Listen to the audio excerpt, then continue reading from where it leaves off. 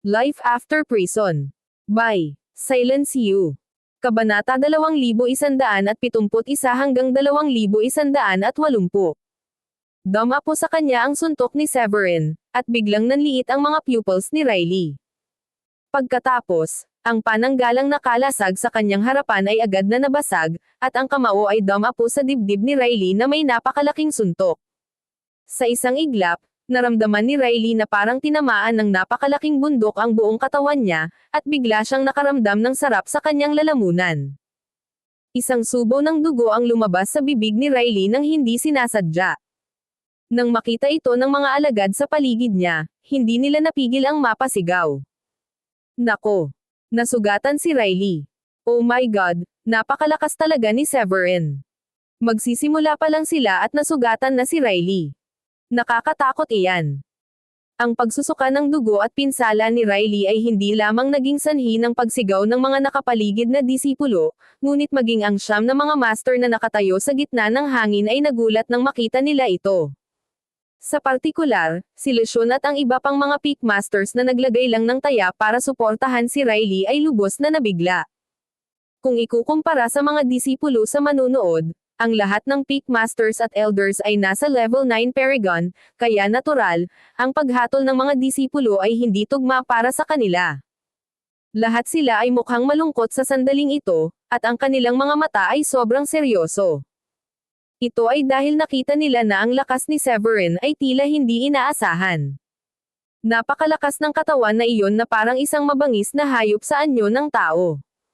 Maaari talaga nitong masaktan si Riley sa kapangyarihan ng kanyang laman mag-isa. Paano kung lumabas siya ng todo? Hindi ito maisip ng mga peak master. Gaano katagal na bago nakapasok sa sekta si Severin? Talagang umabot na sa antas na ito ang kanyang combat power. Kalokohan. Paano nagsasanay ang batang ito? Paanong ang katawan niya ay maihahalin tulad sa katawan ng isang tunay na dragon? Nang makita ito ni Lesion at ng iba pa, lihim silang nagmura. Sa hindi kalayuan, nakita ni na Miles, Daniela at iba pa si Riley na sumusuka ng dugo at nasugatan. Gayunpaman, ang kanilang mga mukha ay puno ng kagalakan, at ang mga pag-aalala sa kanilang mga mukha ay nawala kaagad. Nakita ni Lesion at ng iba pa na napakalakas ni Severin. Nakayanan pa rin niyang harapin ang atake ni Riley. Paanong hindi nila ito nakita? Pagkatapos ng lahat sila ay mga level 9 Paragon, at nakikita nila ito sa kanilang sarili. Nasiyahan si Miles nang maisip niya kung paano sinasadyang tumaya si Lesion at ang iba pa para asarin siya. Pakiramdam niya ay tiyak na hindi makakalaban ni Riley si Severin sa labanang ito. Matapos itapon ng daan-daang talampakan, nabawi ni Riley ang kanyang balanse. Namumula ang kanyang mukha at galit na tumingin kay Severin, puno ng pagpatay ang kanyang mga mata. Kung nakakapatay ng tao ang pandidilat ng isang tao, si Severin ay maaaring napatay ng mga titig ni Riley sa sandaling ito. Pagtingin kay Riley na nakatitig sa kanya ay napangisi si Severin at sarkastikong sinabi. Masyado kang mahina. Bilang tugon sa pangungutya ni Severin, pinandilatan siya ni Riley, at namula ang buong mukha. Naalala niya kung paano niya hinamak ang kalaban bago ang laban. Gayunpaman, ang laban na ito ay tungkol sa pagpasok sa susunod na round at pakikipagkumpetensya para sa mga ranggo. Pinigil ni Riley ang galit sa kanyang puso. Huminga siya ng malalim, tumingin ng malalim kay Severin, at dahan-daang sinabi. Severin, gago ka. Sa napakaraming taon, ito ang unang pagkakataon na si Riley ay nasugatan at napahiya ng ganito. Ang mga sinag ng liwanag ay kumislap sa paligid niya, at isang napakainit na hangin ang agad na bumangon mula sa kanyang katawan. Isang nakakapasong mainit na araw ang biglang lumitaw sa nakapalibot na kalangitan. Ang araw ay sumisikat sa kalangitan, at ang nakapaligid na mga alon ng hangin ay baluktot at gumugulong sa init. Biglang sumigaw si Riley na nasa ilalim ng anino ng araw na kasing laki ng gilingang bato. 9 suns shine in the sky. Galit na umungol si Riley, at mabilis na nakabuo ng selyo ang kanyang mga kamay. Ang araw sa itaas ng kanyang ulo ay agad na naging siyam na malalaking bowl ang apoy, na nabuo ang siyam na araw sa langit. Siyam na nagninangas na bowl ang apoy ang nakasabit sa kalangitan, at ang nakapapasong mga apoy ay nakaapekto sa nakapalibot na kalawakan, na napunit ang malalaking bitek sa kawalan. Pumunta ka. Matapos ay activate ni Riley ang mahiwagang kapangyarihan ng kanyang 9-yang body constitution, tiningnan niya si Severin na may panunuya sa kanyang mukha, malamig ang kanyang mga mata, na parabang nakatingin siya sa isang patay na tao. Matapos mamulong ng malulutong na pantig, itinaas niya ang kamay at marahas na iwinagayway ito kay Severin. Sa isang iglap, ang 9 na malalaking bowl ang apoy na nasuspine sa himpapawid ay itinapon lahat kay Severin. Ang bawat bowl ang apoy ay kasing laki ng isang maliit na bundok, at natatakpan ng pulang liwanag ang kalangitan. Binasag ng nakakapasong init ang bawat puwang na nadaanan nito sa mga pira-piraso. Ang mga apoy na nagmumula sa bowl ang apoy ay lubhang nakakatakot, at maging si Severin ay nakaramdam ng pananakot. Nadama niya na ang mga ordinaryong monghe sa Paragon level ay maaaring walang pagpipilian kundi tumakbo para sa kanilang buhay kapag kaharap si Riley. Mayroong 9 na tulad ng mga bowl ang apoy. Sa pagharap sa pag-ataking ito, huminga ng malalim si Severin at hinigpitan ang Scarlet Sky Sword sa kanyang kamay. Sa sumunod na sandali, bumuhos dito ang napakalaking espiritual na enerhiya mula sa langit at lupa, na naging sanhi ng pag-ungol ng espada. Kasabay nito, ang panloob na talon ng espada ay sumambulat din sa katawan ni Severin, na naging isang mabangis na espiritu ng pakikipaglaban at pumailang lang sa kalangitan, dumiretso sa kalangitan na libu-libong milya ang taas. Sky Soil Heptagold Sword Energy, patayin. Kasunod ng kanyang pag-awit, marahang iwinagayway ni Severin ang Scarlet Sky Sword sa kanyang kamay.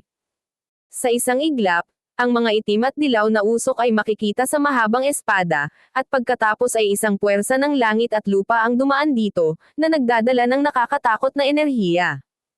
Ang enerhiya ay naging isang sword light na 10,000 talampakan ang haba at tumama.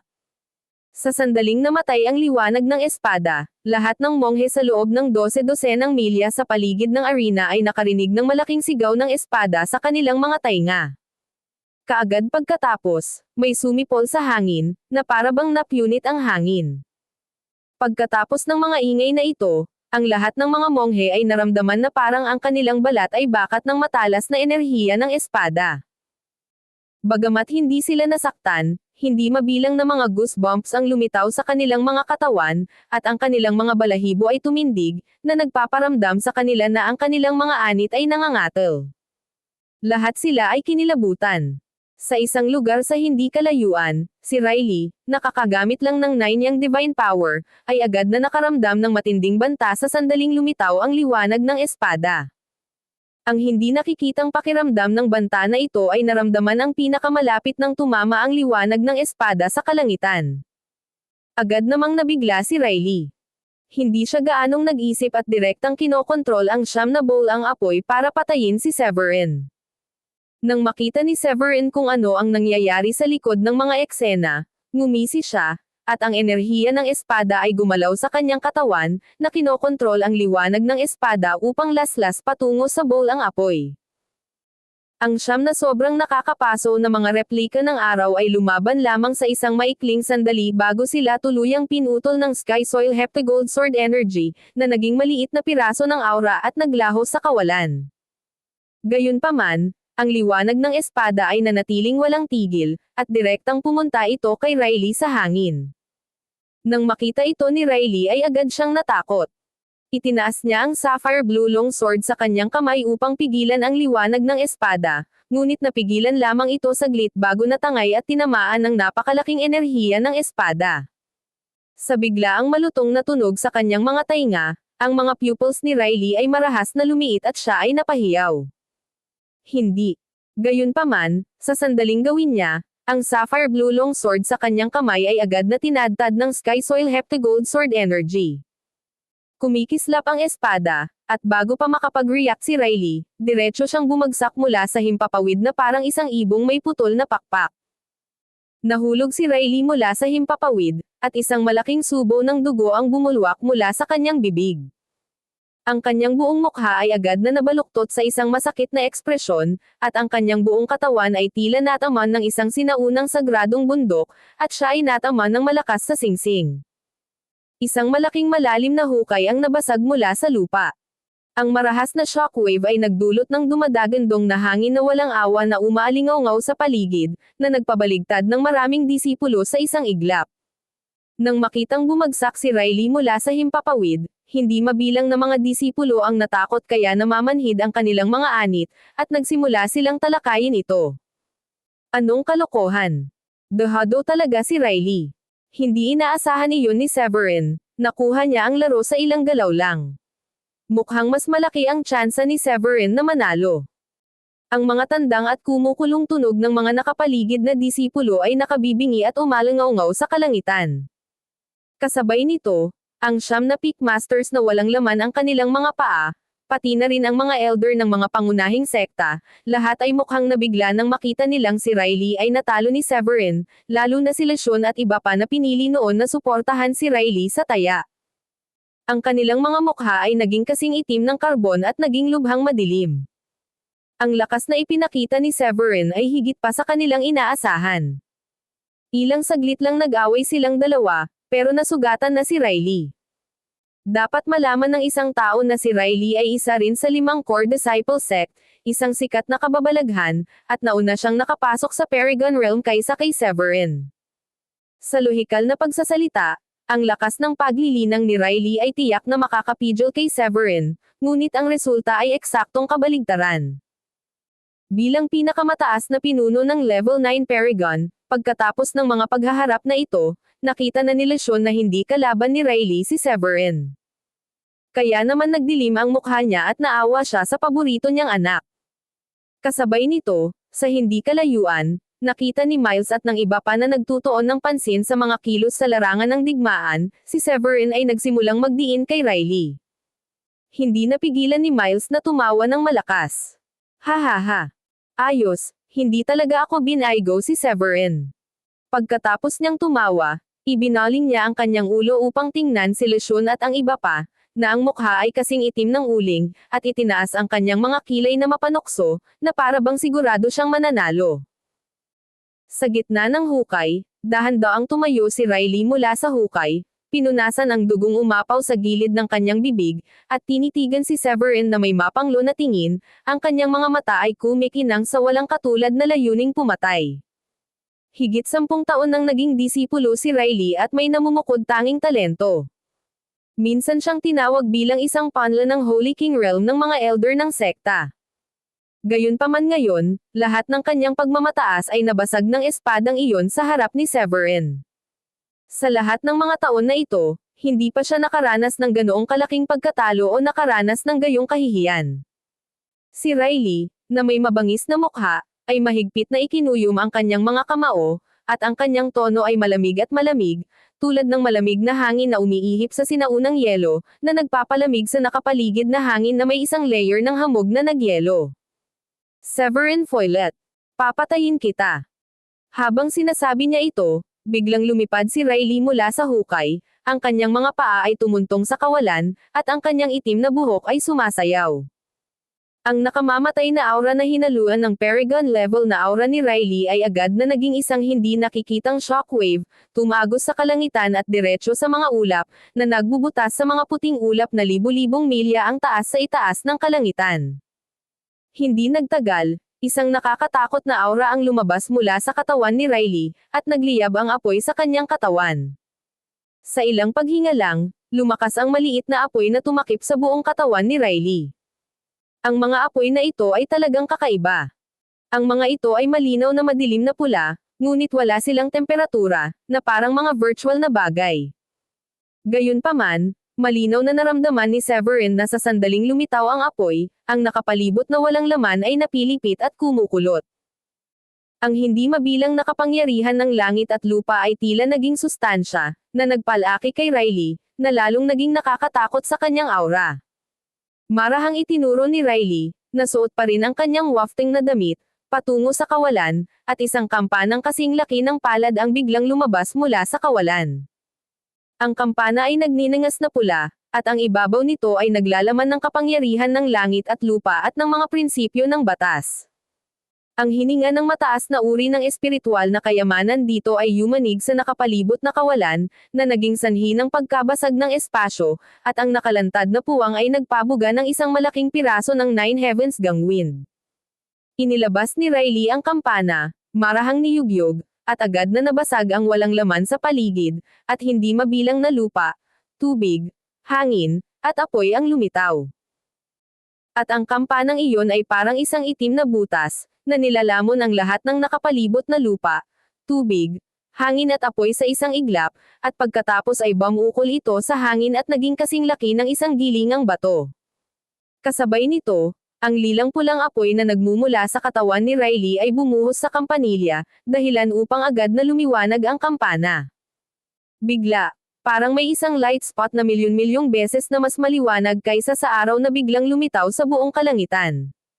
Sa liwanag na lugar na iyon, isang pulang sinag ng liwanag ang pumutol sa walang laman, na nabasag ang lahat ng bagay sa landas nito sa napakabilis na bilis, patungo sa Severin. Sa sandaling lumitaw ang pag-atake na ito, ang kulay ng langit at lupa ay nagbago, at ang kalawakan ay nabaluktot at gumuho, na parang ang mundo ay nawasak, na sumasakop sa kalangitan sa itaas ng buong arena. Nang makita ito ng 9 na Peak Masters sa langit, biglang nagbago ang kanilang mga ekspresyon at napasigaw sila. Ito ba ay isang martial skill na pinagsasama ang mahiwagang kapangyarihan ng Nine Yang Body Constitution ni Riley at ang Crimson Bell? Kalokohan. Namumula ang tingin ni Riley, nilabas na niya ang kanyang buong lakas. Ang mga puso ng mga Major Peak Master ay tumibok ng malakas, dahil ang pag-atake ni Riley ay lumampas sa mga kakayahan ng Level 1 Paragon Realm. Kahit na ang mga monghe na nakalusot sa Level 2 Paragon Realm ay mamamatay kung sila ay tamaan. Ang ganitong uri ng martial arts at supernatural na kapangyarihan ay magagamit lamang kapag ang isa ay nagiging Scarlet Gaze at may pinakamataas na layunin ng pagpatay. Pagkatapos ng lahat, sa isang normal na labanan sa arena, na may proteksyon sa pagbuo ng arena, gagamitin lamang ng isa ang kinakailangang dami ng mga kasanayan at kapangyarihan. Nakita rin ni Severin sa kabilang panig na namumula ang mga tingin ni Riley at ang kanyang mga atake ay naging lubhang mabangis. Nang makita ito, hindi na nagpigil si Severin. Ang espiritual na enerhiya ng langit at lupa sa kanyang katawan ay kumulo, na nagpapakilos sa mga bituin sa kalangitan at nagiging dalisay na kapangyarihan ng langit at lupa. Sa susunod na sandali, ang kapangyarihan ng langit at lupa ay bumuhos sa Scarlet Sky Sword sa kanyang kamay, at isang hindi pa naganap na nakakatakot na layunin ng espada ang lumabas sa kanyang katawan.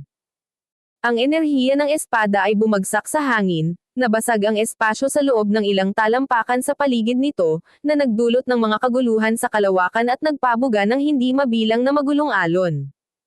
Ang pakiramdam na ito ay isang bagay na hindi niya naranasan noon. Nanginginig ang buong katawan niya sa mga sandaling ito. Walang pag-aalinlangan, iniwas niya ang kampana sa kanyang kamay at binasag iyon sa ulo ni Severin. Nang makita ito, napangiti si Severin. Bigla niyang itinaas ang kanyang kanang kamay at marahang pinunasan ang Scarlet Sky Sword sa kanyang kamay. Ang Dark Sword energy sa kanyang katawan ay patuloy na umuungal, at ang umuungal na tunog ay nakakabasag ng lupa. Hindi mabilang na itim at dilaw na usok at enerhiya ang bumulwak mula sa kanyang mga pores at naghalo sa Scarlet Sky Sword, na naging dahilan upang ang 9 na talampakang haba na espada ay nagbuga ng 100 talampakang enerhiya ng espada. Umawit si Severin, at ibinaba ang Scarlet Sky Sword. Ang daang paa na enerhiya ng espada sa espada ay parang palaso mula sa isang busog, na tumagos sa kalawakan, at mabilis na tumama patungo kay Riley. Ngayon, papatayin kita ng isang espada. Anong uri ng mahiwagang kapangyarihan ito? Nagbago ang ekspresyon ni Riley, at nakaramdam ng matinding banta matapos gamitin ni Severin ang kanyang sword energy. Bagamat 100 talampakan lamang ang taas ng sword energy na mabilis na lumalapit sa kalangitan, hindi ito nang ahas na maliitin ito ni Riley.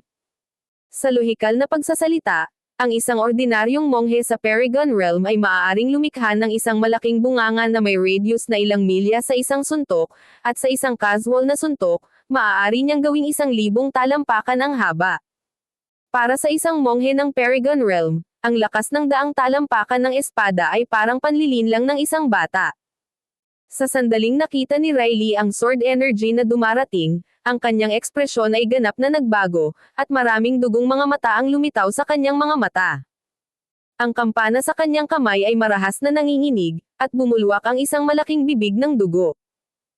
Ang dark sword energy na nilalaman ng sword, kahit na ilang milya ang layo niya, naramdaman pa rin ni Riley ang pakiramdam ng talim na gumagapas sa buong katawan niya. Sa ilalim ng kanyang tingin, saan man dumaan ang enerhiya ng gininto ang espada, ang mga puwang sa paligid ay sunod-sunod na gumuho. Maging ang lupa, tubig, hangin, at apoy ay nawasak, at ganap na naging purong walang laman na espasyo.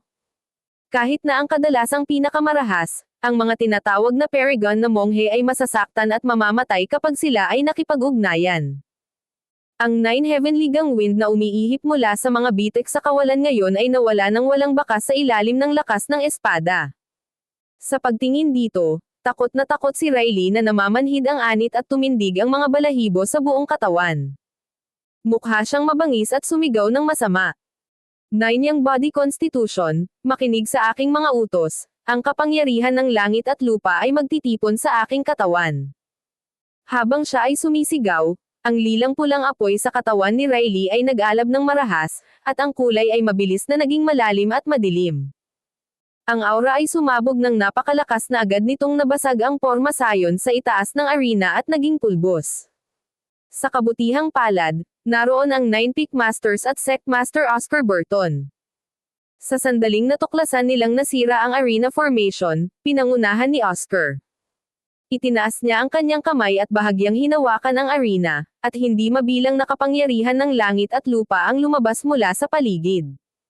Sa isang iglap, ang sirang porma sayon ay naayos tulad ng dati, at pinalakas sa isang estado na makatiis sa resulta ng labanan sa pagitan ng mga monghe sa antas ng Paragon. Si Oscar, na nagpatatag sa pagbuo ng arena, ay hindi napigil ang sabihin. Magandang bata. Ang labanan sa pagitan ng dalawang ito ay halos umabot sa level 2 Paragon Realm. Kasabay nito, ang 100 talampakang enerhiya ng espada na nataman ni Severin ay lumipad ng ilang milya sa kalawakan at tumama ng husto sa nakakapasong mainit na lugar. Ang lakas ng espada ay nagpakawala ng isang malakas na tunog, at ang napakalaking kapangyarihan ng langit at lupa ay umatake sa mahiwagang kapangyarihan ni Riley, ganap na nabasag ito sa loob lamang ng ilang segundo. Ang natitirang lakas ng sword energy ay nanatiling walang tigil habang ito ay dumiretso sa pisikal na katawan ni Riley sa napakabilis na bilis.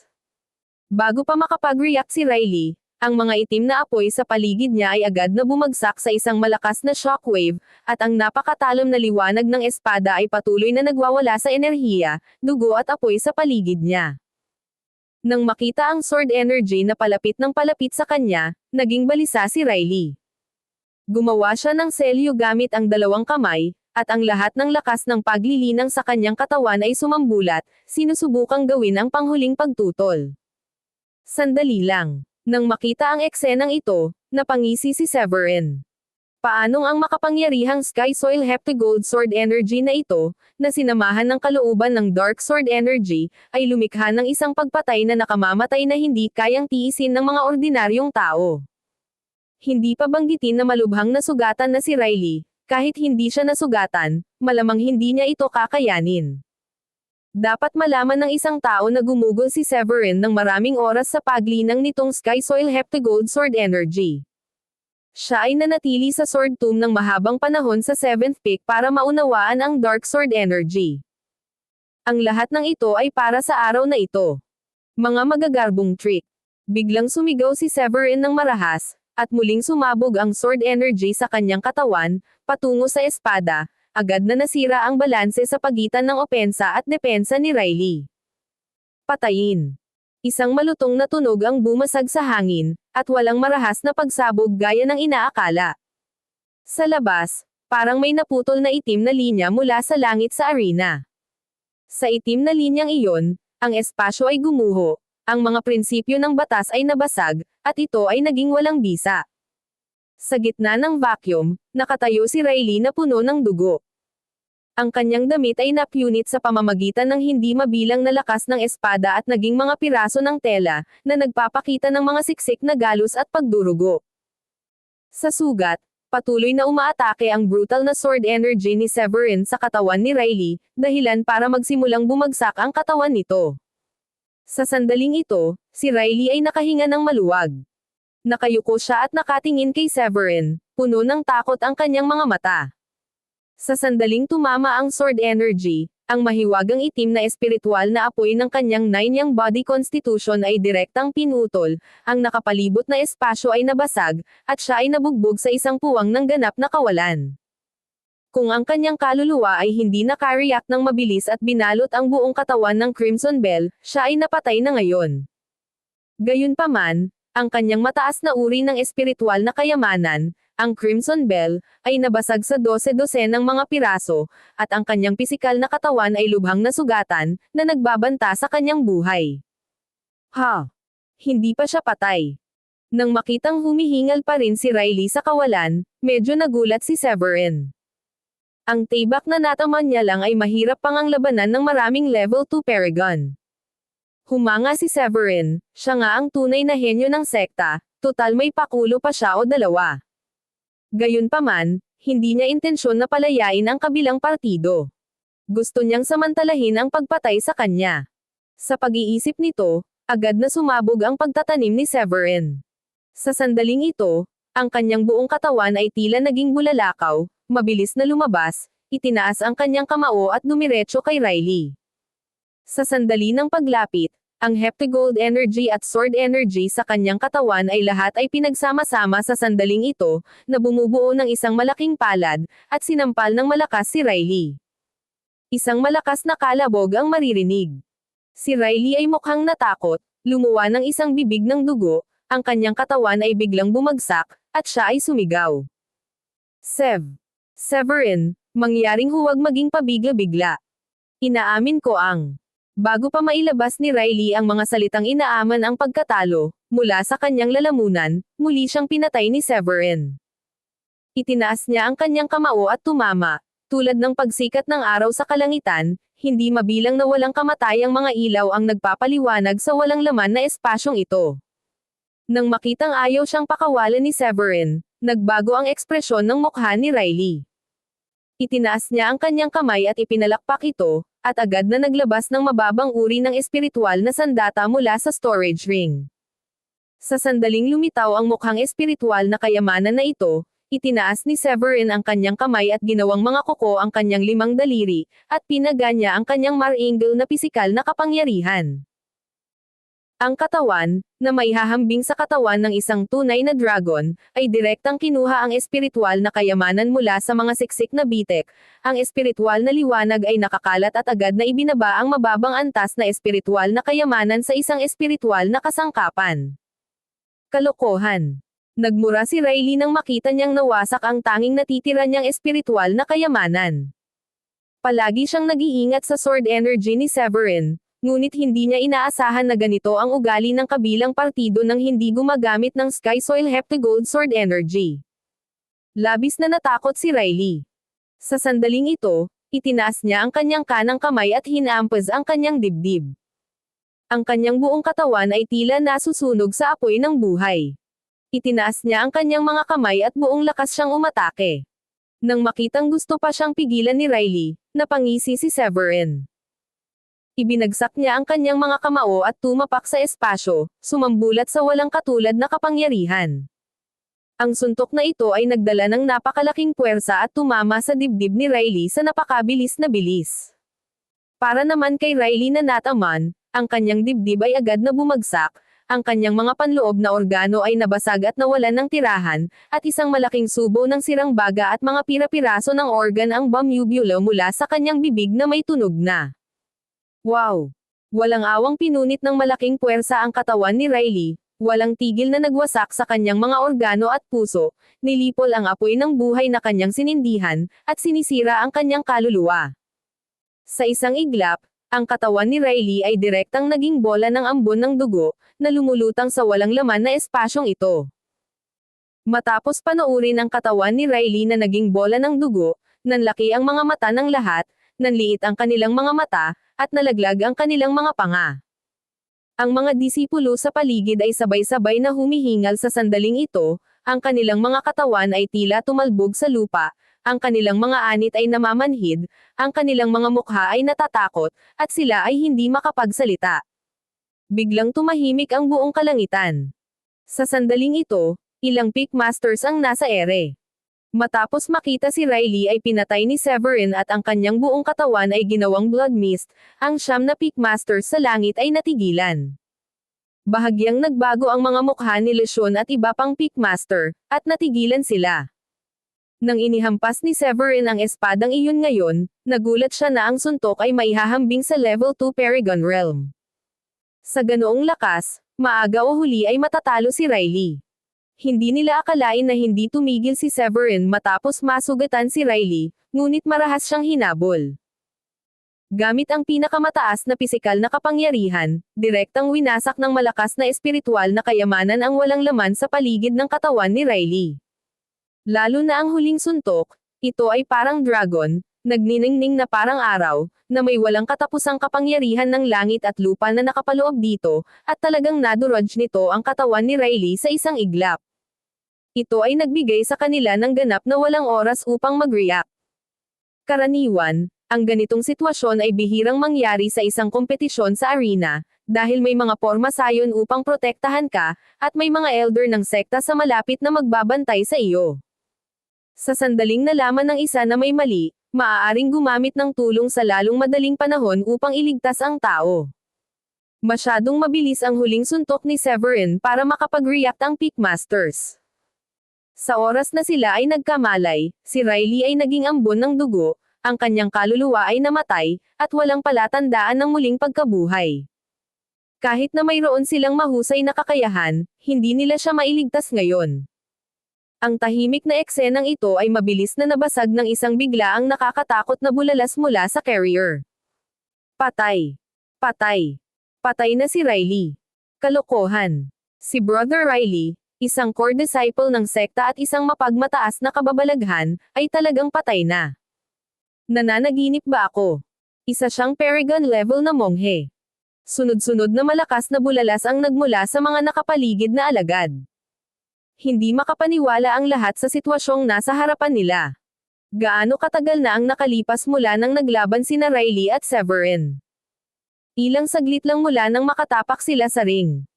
Nahulog sa isang kisap mata si Riley na kanina pa napaka-agresibo at mayabang. Malaki ang epekto ng eksenang ito. Paanong hindi magugulat ang lahat?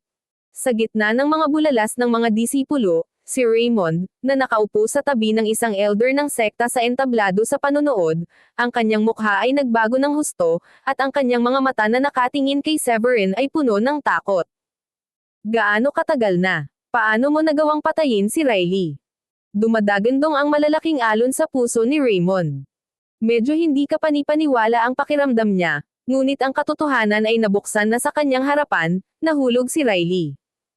Not to mention kung gaano katikot si Raymond sa mga sandaling ito. Alam niya ang lakas ni Riley. Ang lakas ni Riley ay madaling kasama sa nangungunang tatlo sa buong nakababatang henerasyon ng Grundy Uno sect. Hindi lamang siya ang nagtataglay ng 9 Yang Body Constitution, pinagkadalubhasaan din niya ang mahiwagang martial arts na 9 Yang Dharma, na ginawa siyang halos walang kapantay na nilalang sa parehong kaharian. Gayunpaman, kahit na ang isang kahangahangang tulad ni Riley ay nakahawak lamang sa isang maikling sandali sa harap ni Severin bago siya pinatay sa lugar. Hindi makapaniwala si Raymond kung gaano kalakas si Severin. Sa pagkakataong ito, si Celeste, na nasa tabi niya, ay katulad din niya ang pakiramdam at iniisip. Ang kanyang maselang mukha ay nakabuka ang kanyang panga, ang kanyang mga mata ay blanko, at siya ay nanlamig sa kinatatayuan. Matagal siyang bumalik sa katinoan.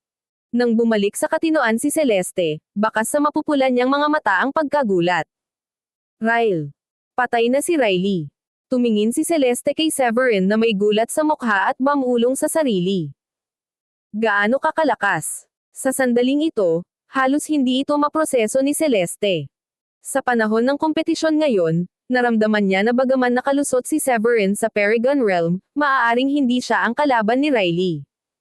Pagkatapos ng lahat, naunang pumasok si Riley sa Paragon Realm, at ang kanyang lakas at cultivation ay umabot sa huling yugto ng level 1 Paragon. Bilang karagdagan, si Riley ay isa sa 5 tunay na disipulo ng sekta, isang kababalaghan ng sekta, at nagkaroon ng 9 yang body constitution. Mayroon siyang mahiwagang kapangyarihan, martial arts, at espiritual na kayamanan at elixir. Bilang kagilahilalas ng sekta, ang pakikipaglaban sa mga hangganan ay isang piraso ng cake para kay Riley. Kahit anong tingin niya rito, malaki ang tsansa ni Riley na manalo. Gayunpaman, mula nang magsimula ang laban, si Riley ay dehado sa ilang galaw lamang. Sinimulan siyang supulan ni Severin at sinaktan. Pagkatapos ng laban, si Riley ay tuluyang nasugatan ng husto, at wala siyang ibang pagpipilian kundi ilabas ang lahat ng kanyang paglilinang. Walang laban si Riley kay Severin, at kalaunan ay sinuntok hanggang mamatay.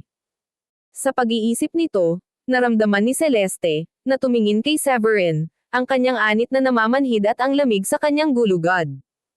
Sa unang pagkakataon, naramdaman niyang kakaiba si Severin. Kasabay nito, si Carl, na nakaupo sa isang upuan na nakapikit at nakakonsentrate, ay biglang nagmulat ng mga mata nang bumagsak si Riley. Sa kauna-unahang pagkakataon, lumitaw ang mga emosyon ng kataimtayman, sorpresa at takot sa dating kalmadong mga mata ni Carl. Tumangala siya sa arena na naging wala na, tumingin sa ambon ng dugo sa loob nito, at naramdaman niyang mabilis na nawala ang aura ni Riley sa pagitan ng langit at lupa. Nang makita ni Carl ang eksenang ito, parang nilalamon ang buong katawan niya. Matapos ang pagkabigla, tumalon siya mula sa upuan. Paano ito posible? Bulalas ni Carl na medyo namutla. Alam na alam niya ang lakas ni Riley. Isa siya sa pinakamahuhusay na kababalaghan sa sekta, at hindi masyadong masama ang kanyang husay sa pakikipaglaban. Kahit na sa kanyang panahon, si Riley ay maaaring ituring na isang bihirang talento. Gayunpaman, sa sandaling ito, namatay siya sa mga kamay ni Severin. Si Severin, na kalaunan lamang ay nakapasok sa kaharian ng Paragon, at isang monghe na hindi gumamit ng pinakamahusay na espiritual na kayamanan sa labanan. Kung kinuha ni Severin ang top grade na espiritual na kayamanan, ang Flameless Pinnacle, masusumpungan niya pa rin itong makatwiran, pagkatapos ng lahat, ipinakikita niya ang kapangyarihan ng espiritual na kayamanan.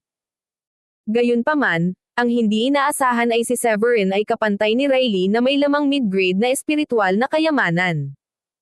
Matapos gamitin ang kakaibang sword energy niya, nagawa niyang patayin si Riley. Nang makabawi si Carl sa pagkabigla, inalis niya ang dati niyang pang-aalipusta at tumingin kay Severin na may time na tingin sa mga mata.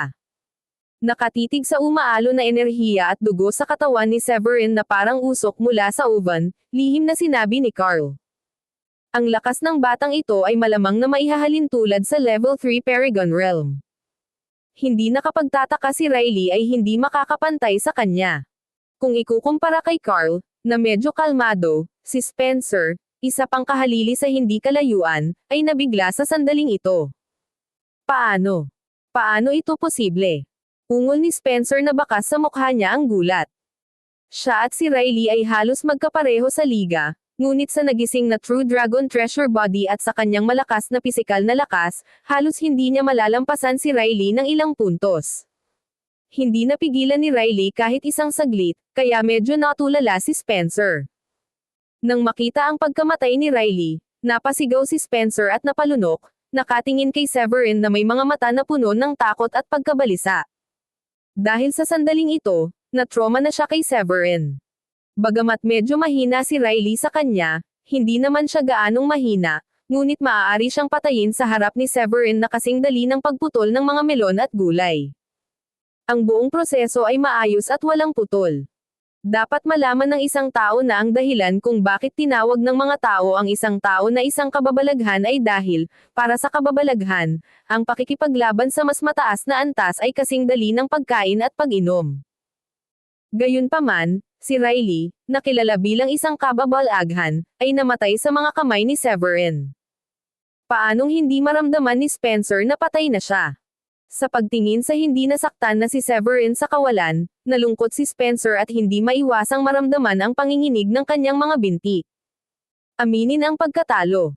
Dapat kong aminin ang pagkatalo. Desidido si Spencer na bigyang pansin. Kung nakilala niya si Severin sa susunod na pagkakataon sa ring, kailangan niyang mabilis na aminin ang pagkatalo para maiwasang maging katulad ni Riley. Sa sandaling ito, ang mga kababalaghan sa bukid at ang mga nakapaligid na disipulo ay natakot at natulala sa pagkahulog ni Riley. Ang 9 na Pickmasters sa langit ay natauhan din sa oras na ito, at lahat sila ay mukhang malungkot. Kung tutuusin, patay na si Riley. Bilang mga tagapagligtas ng arena, ang mga Pickmaster ay nabigong makariyak kaagad at ito ay isang pagpapabaya sa tungkulin na iligtas si Riley. Sa pagtingin kay Riley, na matagal nang naging blood mist, ngayon ay naililipat na lamang niya ang responsibilidad sa ulo ni Severin. Sa pag-iisip nito, naging malungkot ang mukha ni Lesion. Tumingin siya kay Severin nang may masamang tingin, at sinabi sa malamig na tono. Severin, hindi mo ba alam na hindi ka maaaring pumatay sa isang kompetisyon sa ring? Kasabay nito, narinig ng mga Pickmasters ng first pick at second pick sa hindi kalayuan ang mga salita at agad nilang naunawaan ang ibig sabihin ng lesyon. Ngayon si Riley ay ganap na lumamig, ang kanyang kaluluwa ay gumuho, at walang makaligtas sa kanya. Ang tanging solusyon sa ngayon ay hulihin si Severin at dalhin siya sa hustisya. Nang marinig ito ni Miles at ng iba pa sa di kalayuan ay napabuntong hininga sila, ngunit sa huli ay wala silang ibang nagawa kundi ang magsalita. Ang pagkapanalo ni Severin kay Riley ay talagang nagpakilig kina Miles, Daniela at iba pa, pero sumakit din ang ulo nila sa parehong oras. Ang pagkamatay ni Riley ay nagkaroon ng napakalaking implikasyon. Kung ang bagay na ito ay hindi mapangasiwaan ng maayos, magkakaroon ng walang katapusang mga kaguluhan. Kung tutuusin, may mga tuntunin ang sekta. Kung ang isang partido ay umamin ng pagkatalo sa kompetisyon sa arena, hindi sila maaaring magpatuloy sa pag-atake. Sa labanan ngayon, kahit na hindi sinabi ni Riley ang mga salitang inaaman ang pagkatalo, sa oras, gumawa si Severin ng isang killing move at nakapatay ng isang tao. Nako! Kung hindi mahawakan ng maayos ang usaping ito, natatakot ako na hindi lang matatanggalan ng karapatang sumali sa kompetisyon si Severin, kundi maparusahan din. Napaisip si Miles, at biglang nabalisa. Namuhunan sila ng maraming mapagkukunan sa Severin. Kung ma-disqualify si Severin sa pagkakataong ito, mawawalan ng saysay ang lahat ng dati nilang pamumuhunan. Habang si Miles at ang iba ay nag-iisip tungkol sa kung paano ililigtas si Severin, nag-isip ang mga Pickmasters mula sa pangalawa at pangatlong pick sa tabi nila, at pagkatapos ay sinabi nila. Severin, binabaliwala mo ang mga alituntunin ng sekta, na nagiging sanhi ng mga casualty ng walang autorisasyon, i-disqualify kita sa kompetisyon ngayon. Nang matapos magsalita ang Pickmasters, biglang nagunat ng braso si Leonel Eve, ang master ng pangalawang pick. Ang kanyang 5 daliri ay naging mga kuko at hinawakan niya ito patungo sa kawalan. Sa isang iglap, isang invisible force ang bumalot sa katawan ni Severin. Naramdaman ang biglaang di nakikitang puwersa sa kanyang katawan, na nagpatigil sa espiritual na enerhiya ng langit at lupa sa kanyang katawan, hindi napigilan ni Severin na mapangiti sa kanyang puso. Malamig siyang bumuntong hininga, at ang multo ng maliit na espada sa kanyang katawan ay biglang sumabog, na nagtulak sa maitim na enerhiya ng espada sa kanyang katawan upang umangat sa langit, at agad na pinutol ang kapangyarihan sa paligid ng kanyang katawan. Nang makitang naglakas loob na lumaban si Severin, biglang nasaktan si Leonel, ang pinuno ng ikalawang rurok. Dumilim ang mukha niya at sumigaw. Ang tapang mo. Ang lakas ng loob mong lumaban. Paparusahan kita ngayon. Bago pa man siya matapos magsalita ay biglang sumabog ang aura ni Leonel. Ang aura ng Level 9 Paragon Realm ay yumanig sa kawalan, na naging sanhi ng pag-ikot at pagbagsak ng paligid.